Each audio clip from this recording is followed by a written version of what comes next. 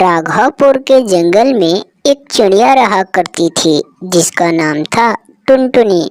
उसका कुछ जमीन था जो बहुत दिनों से बंजर था। उसमें टुनटुनी चिड़िया कुछ भी बोती नहीं थी।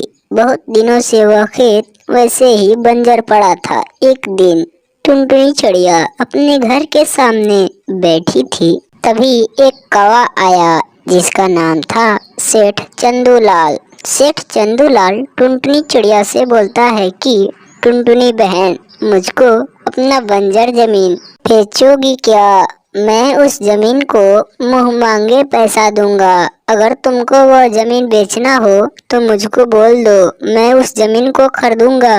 अभी सेठ चंदूलाल यह बात कह ही रहा था कि तभी टुनटुनी चिड़िया झट से बोलती है कि मैं उस जमीन को नहीं बेचूंगी। मैं उस जमीन पर सब्जियां लगाना चाहती हूँ। मेरा एक ही जमीन है, उसको भी आप खरीदना चाहते हैं। मैं उस जमीन को नहीं बेचूंगी। इतना बात सुनकर सेठ चंदूलाल वहाँ से चल पड़ा और अगले दिन टुनटुनी चिड़िया अपने खेत में गई और वहाँ पर जाकर देखी तो उसके खेत में बहुत सारा फसल लगा था। टुनटुनी चिड़िया सभी फसलों को देखकर बहुत मन ही मन खुश हो गई और बोलती है कि वाह भगवान वाह, तुमने तो चमत्कार ही कर दिए। मैं अभी सोच रही थी कि अभी मैं अपने खेत में सब्जियां लगाऊंगी, लेकिन आप तो मेरे कहने से पहले आप लगा दिए।